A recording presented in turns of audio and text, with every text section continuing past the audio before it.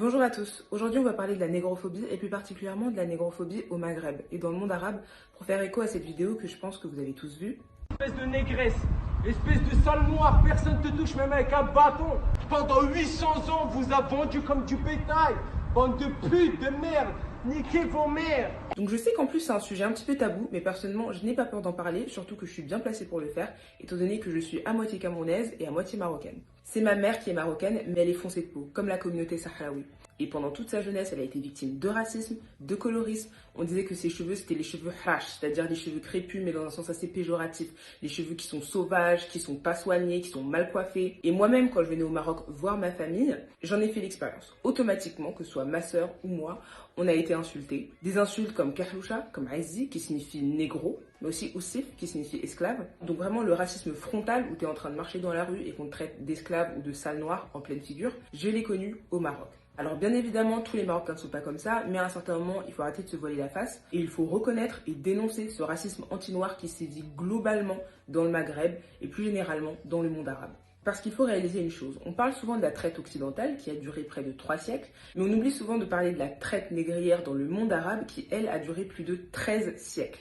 Je ne sais pas si vous étiez au courant, mais l'abolition de l'esclavage en Arabie Saoudite ne date que depuis 1962. Ça fait moins de 60 ans.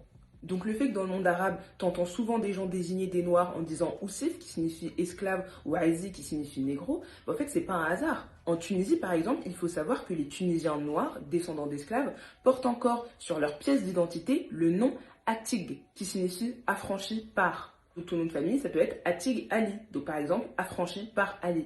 Je ne sais pas si vous vous rendez compte. Ce n'est qu'en 2020, après des années de procédure, qu'il y a eu le premier jugement favorable permettant à un Tunisien noir et toute sa famille d'enfin retirer le nom Atig de leur papier d'identité. C'est la fameuse affaire Hamden Dali. Je vous mettrai des liens d'articles dans la description. Et donc ce n'est pas un hasard si ces dernières années, on a vu des images choquantes d'esclavagisme, de marché de vente d'esclaves en Libye notamment.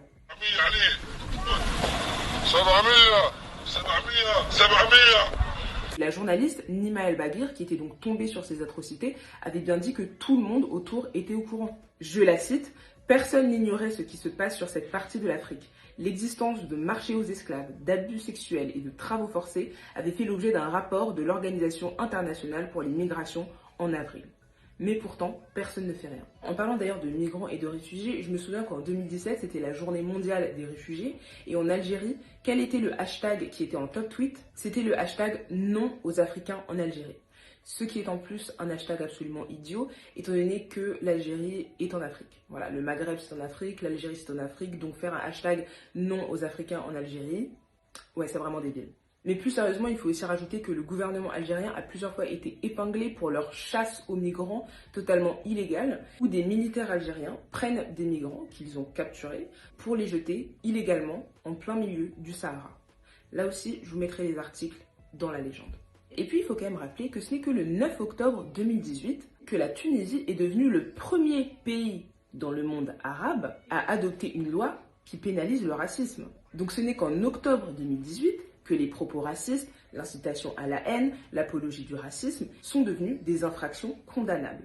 Et pour l'Algérie, la pénalisation des discours racistes, ça date depuis avril 2020. Donc c'est pour vous dire à quel point c'est pas la priorité. Et cette négrophobie, on la ressent au quotidien, même en France. Une femme arabe maghrébine qui se met en couple avec un noir, c'est quoi? C'est une beurette à khel, c'est une pute à khel. J'ai connu des copines qui se faisaient carrément blacklister parce qu'elles étaient en couple avec un noir.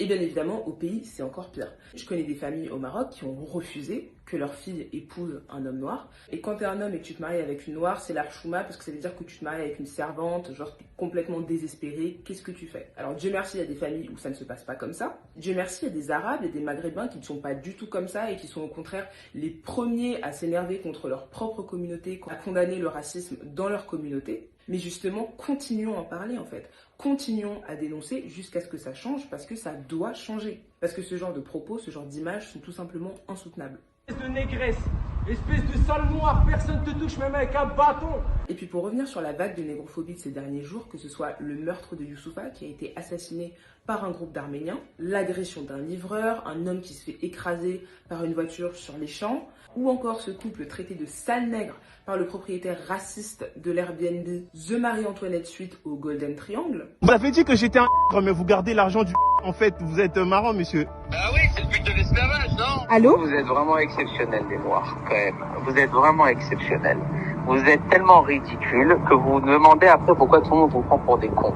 Autour de vous, est-ce que vous pensez vraiment que les Noirs ont accès à la justice? On vous tue, on vous viole, on vous tabasse, on vous insulte. Est-ce qu'une fois un policier s'est fait condamner pour avoir tabassé un Noir? Non. Tout à fait, d'accord. Vous pensez vraiment que quelqu'un qui a insulté sur un coup de nerf votre ami de sa risque quelque chose aujourd'hui? J'ai deux choses à dire. La première chose, c'est qu'il ne faut pas que ça atteigne votre morale. Je sais que c'est difficile, croyez-moi, là je rentre de 3 mois en Afrique, j'avais enfin trouvé la paix intérieure, je rentre à Paris, je prends toutes ces nouvelles atroces dans la figure. Donc je sais à quel point c'est dur de voir toutes ces images choquantes, toutes ces images de violence, toutes ces images de racisme à longueur de journée. Mais il ne faut vraiment pas que ça vous atteigne, il faut que vous gardiez la tête haute, restez concentrés et avancez. C'est vraiment le plus important. Ne laissez surtout pas le racisme, la violence et la stupidité des autres vous démotiver et vous faire baisser la tête. C'est hors de question. Et maintenant la deuxième chose, c'est toujours réagir immédiatement. Je ne le dis jamais assez, à chaque fois que quelque chose de grave se produit, n'hésitez pas à filmer, à poster, à donner un maximum d'informations. Parce qu'on l'a bien vu de nos jours, c'est les réseaux sociaux qui font que la police s'intéresse à une affaire. Donc là, typiquement, ce qui s'est passé à Cergy, grâce à nos signalements, grâce notamment aussi à la LDNA qui est venue sur place et qui a milité, le restaurant Brasco de Cergy a été fermé pour le moment. Et l'individu violent et raciste est actuellement recherché par la police et une enquête a été ouverte. C'est la même chose avec le Airbnb dont le propriétaire avait été ouvertement et violemment raciste avec 2 clients. Et bien après nos signalements, ce Airbnb a disparu du site Airbnb. Donc j'espère que le propriétaire de cet Airbnb qui s'amusait donc à dire à ses clients que les Noirs sont des nègres qui ne comprennent rien et que la police n'en a strictement rien à foutre de nous, et bien j'espère que ce propriétaire comprendra qu'il y a d'autres moyens de se faire entendre. Bien évidemment sans violence, c'est important. En tout cas, voilà, j'attends vos avis en commentaire. C'était une vidéo importante pour moi à faire. Dites-moi ce que vous en pensez. Et si vous avez besoin de parler, de vous lâcher, parce que je sais qu'en ce moment, c'est difficile, n'hésitez pas à venir m'écrire en DM. Franchement, je suis là pour vous. D'ici là, prenez soin de vous, gardez la tête haute et à très bientôt. Ciao!